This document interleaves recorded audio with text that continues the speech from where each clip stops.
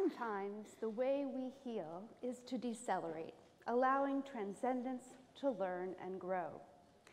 I started to paint abstracts with a large, flat Liquitex brush on 60 by 40 canvases.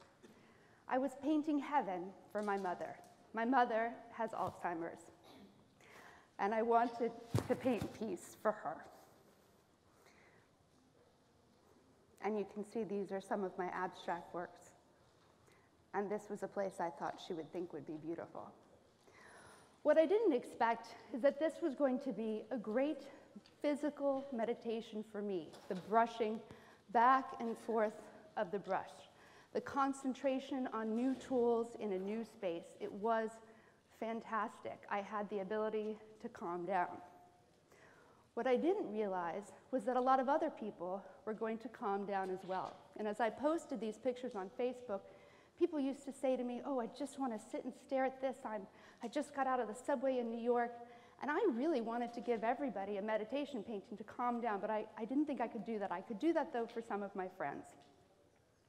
And what I actually realized was in the middle of this media revolution, a place that I had come from, art still has the ability to grab our attention and really emanate the feelings of the human condition and share them with others.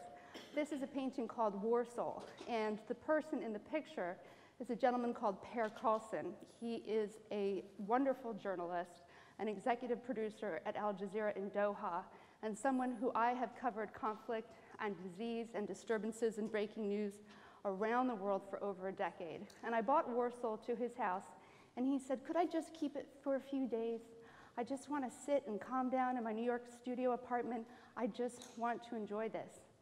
And I said, you know, this painting is about the dark blue flame that shines among us who have seen everything. And he said, oh yes, I knew exactly what this was. Now, over time, my abstract images in that year actually started to fill up with real images of people and places and things. It was like as the deceleration was happening, some of the stories from my past were being left behind on the canvas. This is a painting that is called Tough Job. One of the stories that had great meaning to me in my career and still does is the very painful story of immigrant labor that happens in every country around the world. These are people who work for nothing, who try and send back what they have to their country and to their families. They go unnoticed. I would often go to hotels where I was covering stories, and I would see people walk right past laundrymen and industrial laborers like these ones. But what they did have was the work, and that's why the box is pink. It is the box that holds them together. It is their work that holds them together, but I hope one day they all have a better and brighter and easier future. And then upon an abstract green canvas, I began to explore a very painful conflict in the Middle East, one which we're all very familiar with. How ironic that it's called the Holy Land.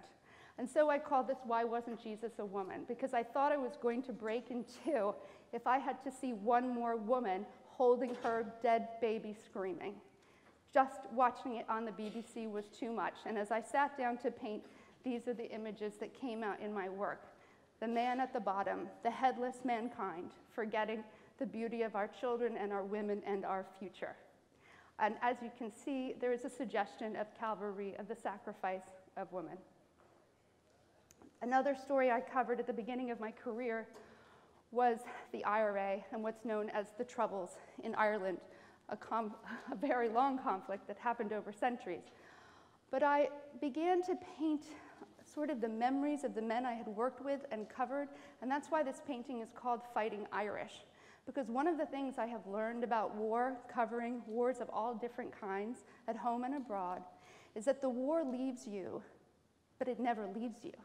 And that's why if you look deep into his eyes, he may be presently living in peace, but the war is not forgotten. And in fact, two Irishmen who saw this painting in social media that I know very well said, two different men, well, thanks for painting a picture of me. Now, it's not all heartbreak, but a little.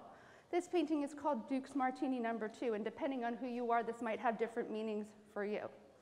Duke's Martini No. 2, again, is about enjoying life, having your first martini, but everybody knows that Martini No. 2 is pretty dangerous. So I painted the back for red is stop. But I also remembered a lot of my friends and dear loved ones who really battled with alcohol. And so this picture is also about how the bar always remains beautiful. The attraction of the bar is always so gay, the British waiter looking perfect in his white coat, but the world around you is falling apart, and you know you're supposed to say stop, but the green is also everywhere too. And finally, as someone who covered Wall Street and wealth for many years for Forbes and the Wall Street Journal, and in partnership with CNBC, what I began to notice is a lot of people didn't get in or get out happy, okay? This is a painting about a high society woman filled with mystery, how sensual, how sexy, but in fact, she looks quite lonely, wouldn't you say? She's looking a little sad, a little desolate. That party that ended at 3 in the morning in the country club left her alone. This painting came right out just after the events around Suis Charlie happened. I watched the crowds fight back with their childlike pencils, and it reminded me of the childlike innocence we lose in war, in conflict. What we forget is the beauty of youth and the freedom to express ourselves. So, as I said before, I could not give meditation paintings to everyone, but I wanted to. So what happened? Well, I started wandering around New York City in my new decelerated, happy state, and I started to realize, you know what? I can't have everyone sit in their studio apartments looking at meditation paintings, but I can do something else. I can show them that art is everywhere, particularly in New York City. And now that is power in an accelerated world, anything that makes you stop. And this picture I took from the High Line in New York City. It's a mural called, well, I call it Kobra's Kiss. It's the Eisenstadt Kiss by Kobra, painted on a mural. And it was so stunning, so fantastic, it just stopped me in my tracks, and it changed my day. And I suddenly realized anybody could actually walk outside their door, concentrate, be present, really looking in front of you, and realize that art is everywhere. And I started to take pictures, shared them on social media, started a video series on a website called NewYorkNatives.com, and shared that art is everywhere with the world. And as I did that, it became even more magical. What I realized is that sometimes when I was taking photos that were markers also for my paintings, that the world is actually a masterpiece.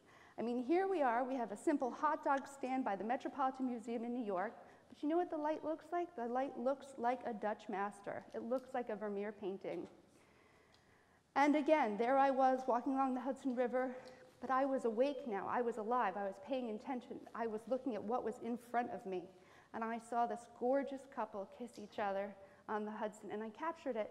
And later on, I looked at the photo, I said, wow, that looks a lot like a painting by the American painter Whistler. So I called it Whistler's Kiss on the Hudson.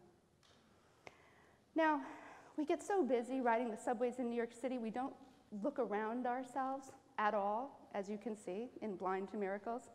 But what was so beautiful about the subway is it is filled with art. Here's a wonderful girl. She's walking around in Brooklyn, going right past, not seeing subways in Wonderland, but that's okay. And here's another photograph, which I thought looked again like one of the greatest painters in the world had actually captured a modern day event. These are two of my friends who got married in City Hall and decided to take the A train. And just that moment of just being present, I was like, wow, this is a masterpiece. Renoir, Wedding on the A train. And this one was when I agreed to do the TEDx talk. I came out with my photographer friend Karsten, and I looked down on the pavement heading towards Penn Station, and there was a man in the cracks. Now this takes a lot of paying attention, but if you really look hard, what you can see is almost the body of a Greek Adonis in the cracks of the New York City pavement. So one of the things I really discovered in this process is that at some point, all the gifts of decelerating allowed me to re-energize and speed up. And today, I still paint with a flat Liquitex brush. I still paint paintings for my mother that are all over her room.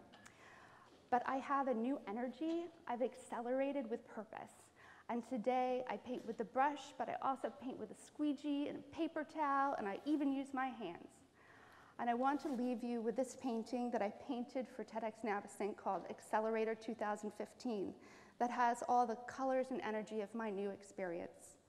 And as you leave today, I hope that you look up, down, all around you, but particularly in front of you. You will discover art, and I promise you it will change your day, but it may even change your life.